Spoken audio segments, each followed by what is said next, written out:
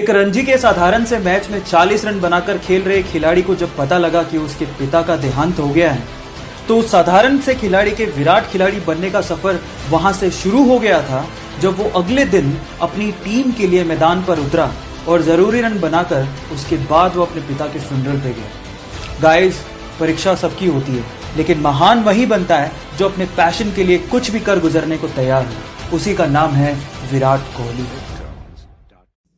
2004 के ओलंपिक में जब वो रेसिंग ट्रैक पे उतरा तो उसके देश को एक मेडल की उम्मीद कम से कम उससे जरूर थी, लेकिन जंक फूड ज्यादा खाने की वजह से और अपनी छोटी छोटी गलतियों की वजह से वो सेकंड लास्ट नहीं आ पाया। लेकिन उसने हार नहीं मानी, अपनी गलतियों पे काम किया और 2011 और 2015 के ओलंपिक्स में 8 गोल्ड मेडल जीत के सारी कसर निकाल दी। जी, मैं बात कर रहा हूँ उसैन बोल्ट की। एक इंटरेस्टिंग फैक्ट बताता हूँ, पिछले 3 ओलंपिक में उसैन बोल्ट सिर्फ 115 सेकंड ही भागे और 115 सेकंड के लिए उन्हें 119 मिलियन डॉलर्स मिले, यानी कि हर एक सेकंड के लिए अप्रोक्सीमेटली $1 मिलियन। वो कहते हैं ना गाइस, डू वर्क हार्ड, क्योंकि एक ना एक दिन ये हार्ड वर्क आपको जरूर पे करेगा। अपने स्ट्रगल के दिनों में वो पेन से अपने ही जूतों पर एडिडास लिखा करती थी।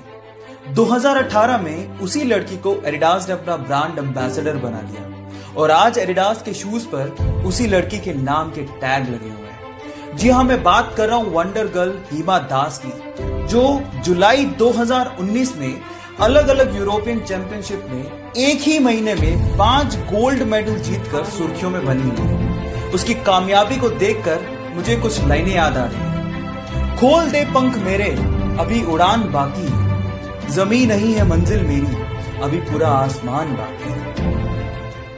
डॉक्टर्स ने उसे 15 साल की उम्र में उसकी हार्ट प्रॉब्लम्स को देखते हुए कहा कि या तो वो फुटबॉल खेलना छोड़ दे या फिर वो डिफिकल्ट हार्ट सर्जरी करवाए जिसमें उसकी जान जाने का खतरा हो सकता है। फुटबॉल खेलने का जुनून इतना सवार था कि उसने वो हार्ट सर्जरी करवाई। अपने इसी फुटबॉल के जुनून के चलते ये माली का बेटा आज विश्व का सबसे महंगा फुटबॉल खिलाड़ी बना। Yes, I am talking about Cristiano Ronaldo, जो सिर्फ फुटबॉल खेलकर 700 करोड़ रुपया सालाना कमाता है। क्या आपने है ऐसा जुनून? और अगर है तो जीत आपकी पक्की है।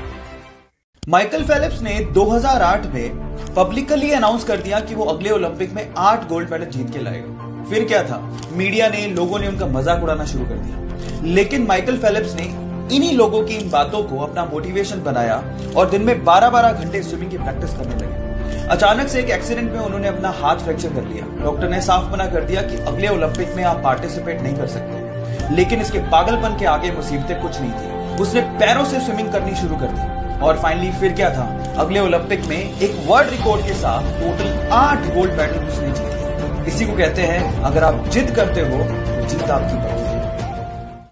सपने तो शायद हम भी बहुत बड़े देखते हैं, लेकिन मुसीबतों और बहानों के आगे हमारे सपने घुटने टेक देते हैं।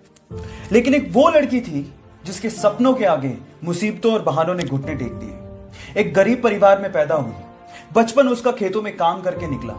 15 साल की उम्र में उसने सोचा कि वो बॉक्सिंग में अपना करियर बनाएगी। घर से कोई सपोर्ट नहीं था, ना ही ट्रेनिंग के लिए कोई सुविधाएं थी, लेकिन उसकी जिद के आगे सारी मुसीबतों ने घुटने टेक दिए। जी हाँ, मैं बात कर रहा हूँ 6 times world amateur boxing champion, 5 times Asian women's championship winner, Asian games 2014 gold medalist, Olympics 2012 bronze medalist, 2013 Padma Bhushan winner, 2003 Arjuna award winner and 2006 Padmashri Mary com.